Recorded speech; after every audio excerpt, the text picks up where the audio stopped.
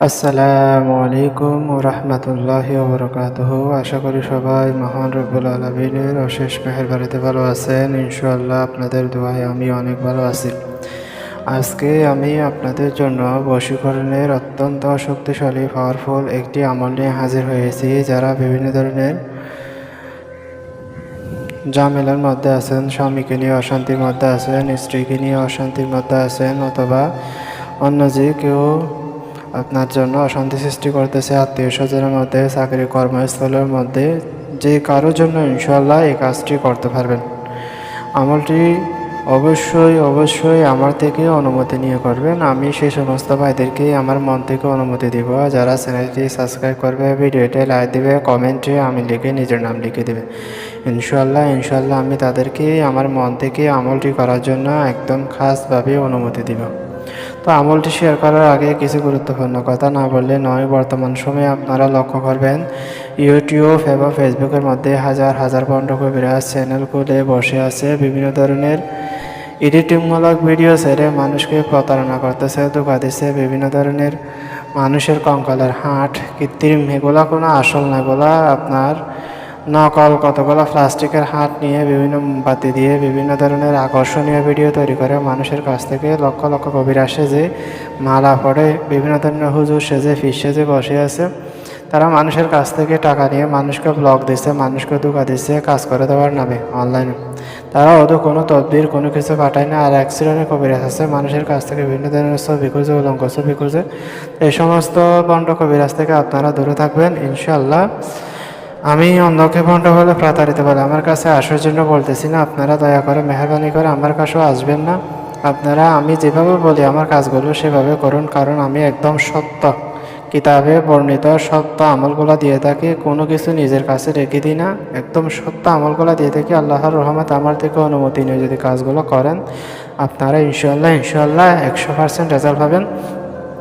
তো আজকের আমলটি আপনারা দেখতে পাচ্ছেন, এটা হলো সূরা ফাতিহার একটি আমল।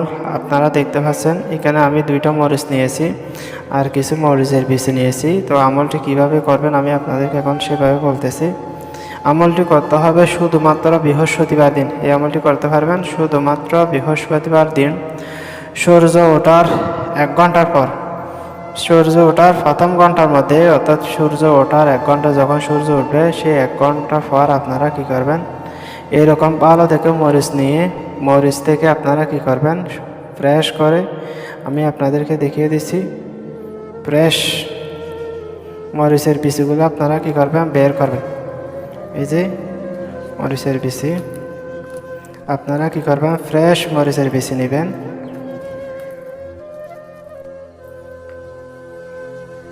আপনারা দেখতে পাচ্ছেন মরিচের বিচি আমি যেভাবে বের করেছি সুন্দর করে, এরকম ফ্রেশ ভালো থেকে মরিচ নিয়ে মরিচের বিচিগুলো আলাদা করবেন। অর্থাৎ এরকম গনে গনে আপনারা কি করবেন, 1 2 3 4 5 6 7 8 9 10 এভাবে গনে গনে আপনারা কি করবেন, 100টা মরিচের বিচি নেবেন। 100টা মরিচের বিচি নিয়ে আপনারা কী করবেন, সুন্দর করে একটা কাগজের মধ্যে নিয়ে একটা হাতের মধ্যে নেবেন।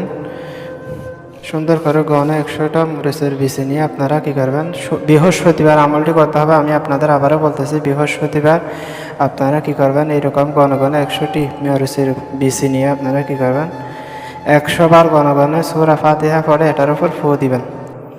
100বার ফু দেওয়ার পর আপনারা কী করবেন, প্রতিবার ফু দেওয়ার পর উদ্দেশ্য ব্যক্তির নাম নেবেন, যে মানুষটাকে আপনি বশ করতে চাচ্ছেন, যাকে আপনার অধীনস্থ করতে চাচ্ছেন ইনশাআল্লাহ তার নাম নেবেন এবং তার পিতার নাম অথবা মাতার নাম যে কোনো একটা নিয়ে ইনশাআল্লাহ ফু দিবেন। ফু দেওয়ার পর আপনারা কী করবেন, আধা ঘন্টা অথবা 1 ঘন্টা যতক্ষণ বেশি জ্বালাতে পারেন এই বিচিগুলা একটা কাঠের কয়লার আগুনের মধ্যে আপনারা কী করবেন, জ্বালাবেন।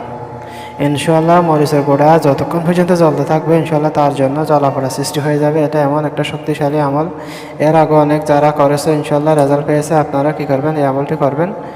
তো করার আগে অবশ্যই আমার থেকে অনুমতি নেবেন। আমি সেই সমস্ত ভাইদেরকে অনুমতি দিব যারা আমার চ্যানেলটি সাবস্ক্রাইব করবে, ভিডিওটি লাইক দিবে, কমেন্টে আমি লিখে নিজের নাম লিখে দিবে। সবাই ভালো থাকবেন, আমার জন্য দোয়া করবেন যাতে সামনে আপনাদের জন্য আরও গুপ্ত রহস্যময় আমল নিয়ে হাজির হতে পারে। আসসালামু আলাইকুম ওয়া রাহমাতুল্লাহি ওয়া বারাকাতুহু।